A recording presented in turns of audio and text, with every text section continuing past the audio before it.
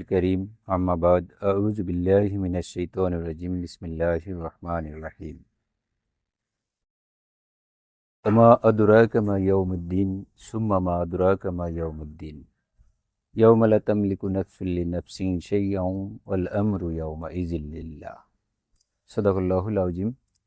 সম্মানিত দর্শক ও শ্রোতা মণ্ডলী, আমি আপনাদের সামনে সূরা আল ইনফিতারের 17, 18 এবং 19 নম্বর আয়াত তেলাওয়াত করলাম। এই আয়াতের সরল অনুবাদ হচ্ছে, তোমরা কি জানো সেই বিচার দিবসটা কি? অতবার আবার প্রশ্ন করা হলে, তোমরা কি জানো সেই বিচার দিবসটা কি? আর সেই বিচার দিবসটা এমন একটি দিন যেদিন কোনো আত্মা অন্য কোনো আত্মার উপকার করতে পারবে না। একমাত্র আল্লাহ তাআলার আদেশ কর্তৃত্বই থাকবে সেই দিন, অন্য কারো নয়। সাদাকাল্লাহুল আযীম। আমরা আজকে যে বিষয়টা আলাপ করব সেটা হলো যে ইয়াউমুদ্দিন। ইয়াউমুদ্দিন হলো এমন একটি দিন, যেই দিনটা হলো একমাত্র আল্লাহ তাআলার কর্তৃত্ব থাকবে।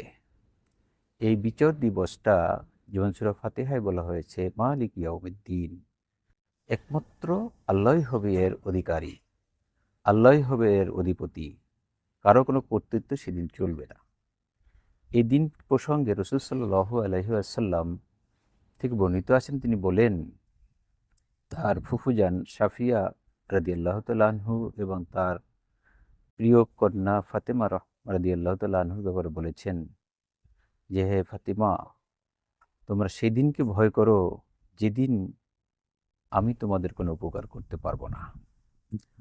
অন্য একটি হাদিসে বর্ণিত আছেন, তিনি তার যে বংশ বনি হাশিম এবং বনি আব্দুল মুত্তালিব সম্পর্কে তিনি বলেছেন, সেই দিনের অপেক্ষায় থাকো যেদিন আসলে আমার উপকার করার মতো কোনো ক্ষমতা থাকবে না।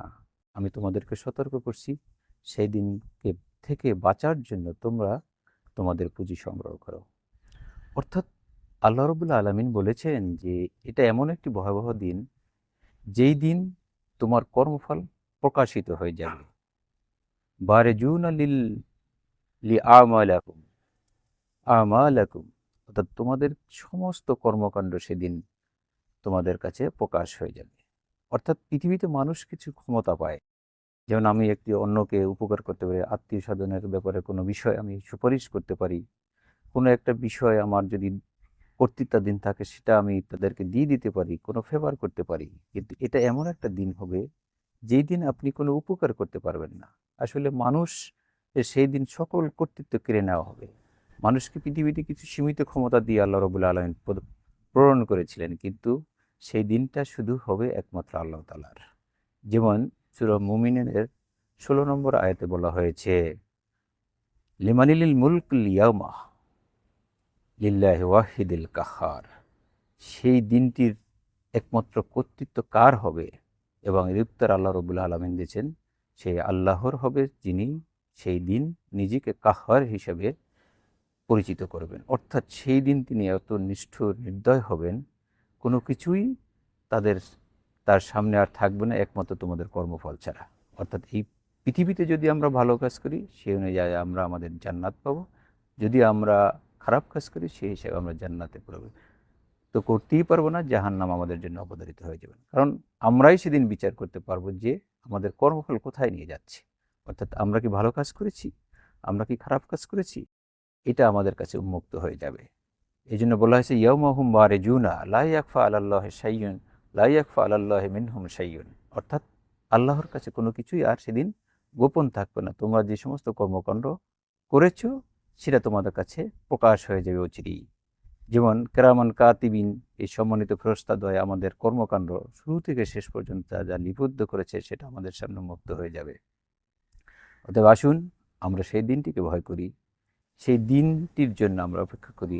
আর এই দিনটি যদি আমার জন্য ভালো এবং আমাদের জন্য জান্নাতের সুসংবাদ নিয়ে আসে, সেজন্য আমরা সতর্ক হই, যেন আমরা এই পৃথিবীতে ভালো কাজগুলো করে আমাদের আমলকে সুন্দর করতে পারি, আমাদের জিন্দিগিকে সুন্দর করতে, আমাদের সমাজকে সুন্দর করতে পারি, আমাদের পরিবার পরিজন সন্তান সন্ততিকে সঠিক পথে রাখতে পারি, সে আশাবাদ ব্যক্ত করছি। এবং আল্লাহ রাব্বুল আলামিন এটাকে বুঝার তৌফিক দান করুন।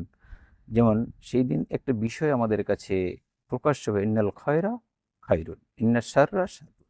সেটা ভালো, সেটা ভালো হিসেবে আমাদের সাথে প্রকাশ পাবে, যেটা খারাপ সেটা খারাপ হিসেবে আমাদের কাছে উন্মুক্ত হয়ে যাবে।